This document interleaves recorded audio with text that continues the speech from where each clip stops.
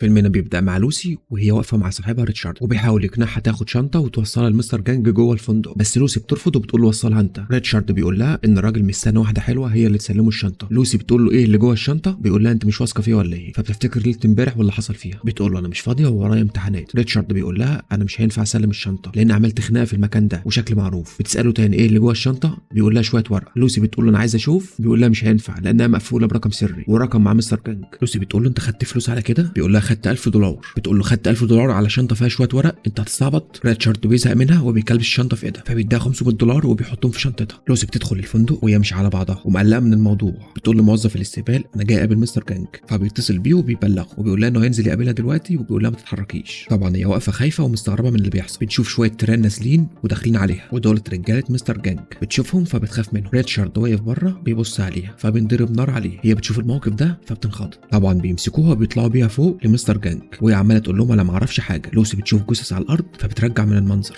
مستر جانج بيخرج لابس نظاره وايديه كلها دم، تقريبا كان بيذبح. المساعد بتاعه بيجيب ميه علشان جانج يغسل ايده. لوسي بتساله انت بتتكلم انجليزي؟ طب اسباني؟ طبعا هو مش فاهم اي حاجه. هي بتقول له انا ما عملتش اي حاجه. جانج بيتصل بمترجم علشان يترجم الكلام بينهم. لوسي بتقول له انت ما تعرفش حاجه عن الموضوع وريتشارد هو اللي قال لها توصل الشنطه. جانج بيكتب لها ورق عليها الرقم السري بتاع الشنطه. بيقوم بسرعه يجري يدخل جوه لانه مفكر ان الشنطه فيها قنبله. طبعا هي بتنخض لما بتشوف الحرس بتوعه جايبين دروع فبتقول للمترجم هي الشنطه فيها ايه؟ بيقول لها ما فيش فيها حاجه. بتقول له طب ما يفتحها هو. يرد عليها بيقول لها انه مش واثق في ريتشارد. بتقول له ولا انا كمان، ده انا اعرفه من اسبوع بس. جانج بيتعصب وبيزعق فيها. تفتح الشنطه بتلاقي فيها اكياس فيها مسحوق لونه ازرق. رجاله جانج بتجيب راجل مسطول وشكله مبرشم علشان يجرب المسحوق ده. الراجل مجرد ما شد بمناخيره اتحول وبقى عامل زي الزومبي وفضل يضحك زي المجنون. الحرس ضحك هو كمان فجانج اتخنق منه وقتله. جانج بيقول للوسي عندي شغل ليكي. بتقول له انا مش عايزها شغل. فواحد من العصابه بيضربها. نروح لمحاضره لدكتور نورمان وهو بيشرح فيها ان الكائنات الحيه بتستخدم 5% من القدرات العقليه، وبيقول ان البشر بيستخدموا 10% بس من القدرات العقليه، وبيقول ان الدولفين هو الكائن الحي الوحيد اللي بيستخدم القدرات العقليه افضل من البشر لانه بيستخدم 20%. بنرجع للوسي وبتبدا تفوق بعد الضربه اللي اخدتها. بتقوم بتلاقي في جرح في بطنها وجنبها عده العمليات. تستغرب وبتقول لنفسها هم اخدوا كليتي ولا ايه؟ بيدخل عليها واحد زي ضرفه الباب بيقول لها استوري نفسك. بياخدوها لمستر جانج فبتقول له انت عملت فيها ايه يا متوحش؟ بيدخل واحد يقول لها ولا اي حاجه، ده جرح بسيط، وبيقول لها الجرح ده هيلم بعد شهر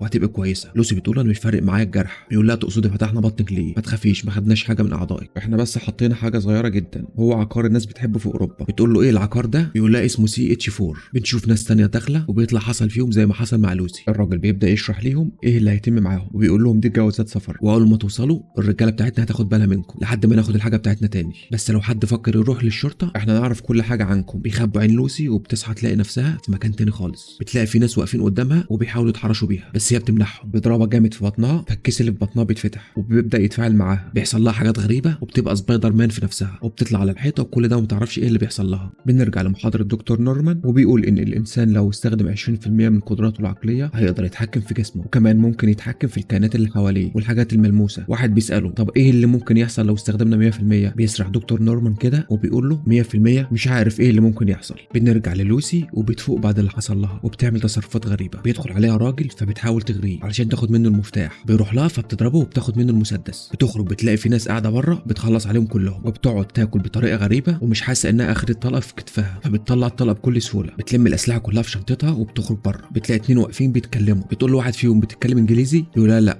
فبتقتله. بتسال التاني بيقول لها اه. بتقول له وديني المستشفى. وهي في التاكسي بتسمع كل الناس اللي حواليها ومستغربه ازاي ده بيحصل وبتدخل المستشفى بتعرف تترجم الكلام المكتوب. لوسي بتدخل اوضه العمليات والدكاتره بيعملوا عمليه لواحد فبتروح تبص على الاجهزه وبتطلع مسدس تقتل الراجل ده وبتقول لهم هو كده كده ميت. فبترميه من على السرير وبتقعد هي مكانه وبتقول للدكتور في كيس في بطني عايزاك تطلعه لانه عمال يصرف في جسمي. طبعا الدكتور خايف منها وبيقول لها خلينا اشوف الجرح. بتاخد تليفونه وبتقول له عندك مانع؟ بيقول لها لا. بتتصل بامها وبتبدا تحكي لامها انها بتحس بكل حاجه وانها فاكره حاجات من وهي صغيره. بتخلص معاه بيكون الدكتور طلع الكيس فبتساله فاضل قد ايه من الكيس والمفعول هيروح مني امتى؟ بيقول لها هو ايه الاول عشان اعرف اقول لك. بتقول له CH4 فبيستغرب. لوسي بتقول له قول لي ايه هو؟ بيقول لها دي ماده بتبقى عند الست الحامل بيتغذى بيها الطفل وهو في بطنها. فبيستغرب الدكتور انها لسه عايشه بعد الكميه دي كلها. لوسي بتخرج بعد كده تروح لجانج بيكون قاعد بيرسم وش. بتخلص على رجالته وبتدخل عليه تغرس سكينتين في ايده. لوسي بتقول له فين الناس التانية اللي معاهم العقار علشان عايزاه. طبعا مش بيرد عليها فبتحط ايدها على راسه علشان تقرا افكار فبتعرف مكان كل واحد فيهم لما بتشوف تذاكر طيران. بتروح بعد كده لصاحبتها كارولين وبتقول لها عايزه اللابتوب بتاعك. تبدا تقرا ابحاث دكتور نورمان فبتتصل بيه وبتقول له انها قرت كل ابحاثه وكتبه عن العقل البشري. بتقول له انها عايزه تقابله. نورمان بيضحك وبيقول لها ابحاثه كلها ازاي؟ الموضوع صعب. طبعا هو بيستغرب منها فبتطلع له في التلفزيون وفي اللابتوب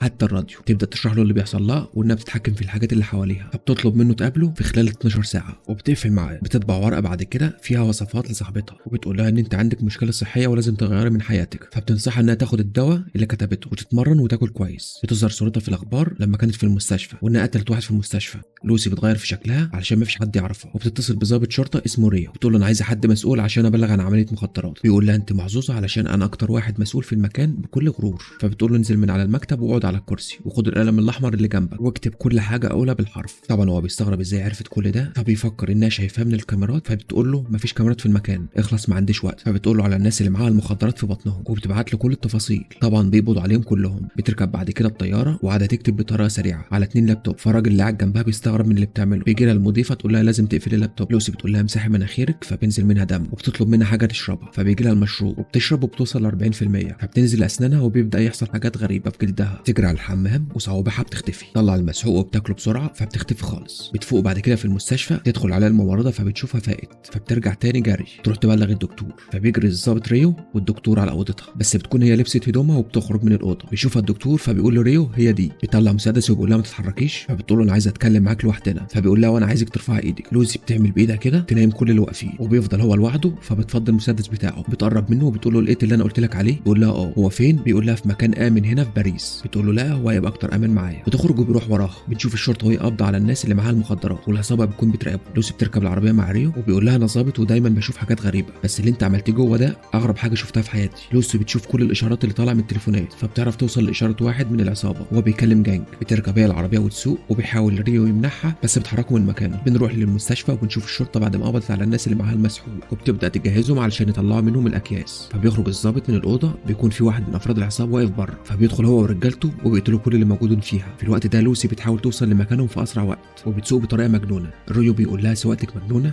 بتقول له انا اول مره اسوق. بيقول لها حلو قوي. تبدا تستخدم قدراتها وتبعد العربيات عنها. ريو بيقول لها احنا نتاخر احسن بدل ما نموت. بتقول له مش هنموت ما تقلقش. في نفس الوقت العصابه بتطلع الاكياس. واحد منهم بيقول له انا مش موافق اطلع الكيس، فبيقتله. بيدخل الضابط عليهم فبيخلصوا عليه. المستشفى كلها بتسمع ضرب النار فكله بيجري، والراجل الاخير بيحاول يهرب بس بيقتلوه. بتوصل لوسي وبتقول له هات الشنطه. بيضحك وبيقول لافراد العصابه يقتلوها وياخدوا الكيس الاخير. بتوصل القدره العقليه عندها ل 60%، فبتعمل حاجز كده وبتمنعه يعدي وبتاخد منهم الاسلحه زي المغناطيس. بيحاولوا يضربوها بس طبعا مش بيعرفوا. الضابط ريو واقف بره مستغرب من اللي بيحصل. بتاخد الشنطه وبتروح للضابط وبتقول له افتح الشنطه وبتطلع الكيس الاخير من بطن الراجل. بعد ما بتخلص بتقول لريو يلا نمشي. يقول لها انا شايف ان ماليش لازمه معاكي لانك قمت بالواجب معاهم. تخرج تركب العربيه. بيقول لها ريو هنروح فين؟ فبتحدد له المكان من خلال الجي بي اس. جانج بيشوفها فبيقول للسواق خليك ورا العربيه دي. بنشوف دكتور نورمان واقف مع دكاتره اصحابه وبيقول لهم على لوسي، فبتتصل بيه وبيقول لها انا جمعت اصحابي علشان نتكلم عن حالتك. لسه بيقول لها تقدر تقابليني في الجامعه، فبتدخل عليه. بيقول لها سعيد اني قابلتك. تقول له وانا كمان. بيبدا يعرفها على اصحابه، فبتقول له انا عارفه كل واحد فيهم. فبيبص لها باستغراب. دكتور نورمان بيبدا يشرح لهم حاله لوسي وانها بتقدر توصل لاماكن في دماغها مفيش حد بيقدر يوصل لها. طبعا في دكتور مش بيصدق الكلام ده وبيقول لها ممكن تقولي مثال عن القدرات اللي عندك. بتبدا تحكي له ازاي بنته ماتت وبتفكره بحاجه هو بس اللي يعرفها. بيوصل جانج هو ورجالته والمساعد بتاعه بيقول له في 5 رجاله ماتوا. جانج بيقول له فاضل كام من رجالتك؟ بيقول له فاضل 25 واحد وبيقول له ان مفيش حد قادر عليها. جانج بيقول له انا عارف وهقتلها بنفسي. لوسي بتحس بيهم وبتقول لريو في ناس بره وعايزاك تامن الاوضه علشان اعرف اركز. بتوصل الشرطه للمكان وجانج ورجالته بيجهزوا السلاح. لوسي بتبدا تشرح ازاي وصلت لكل المعلومات دي وازاي بتقدر تتحكم في اي حاجه حواليها. في الوقت ده بيدخل جانج هو ورجالته بيخلصوا على كل الموجودين فبيسمعوا ضرب النار. بيدخل لهم ريو وبيقول لهم مش هنقدر نمنعهم. فلوسي بتقول لهم الوقت بيعدي. بيطلعوا المسحوق من الشنطه وبيبداوا يجهزوه علشان يحقنوها بيه. نورمان بيقول لها انت واثقه ان انت عايزه الكميه دي كلها؟ انت ممكن تموتي فيها. بيبدا المسحوق يتفاعل مع جسمها وبيخرج حاجات غريبه من جسمها وبتاخد اي جهاز موجود في المكان. في نفس الوقت الضابط ريو واقف بره هو والشرطه بيحاولوا يمنعوا جانج ورجالته. فلسه بيقول لهم حد بيعرف يتكلم انجليزي؟ بيحصل ضرب نار وبياخد طلقه في رقبته. في ناس من رجاله الشرطه بتقع وكمان رجاله جانج.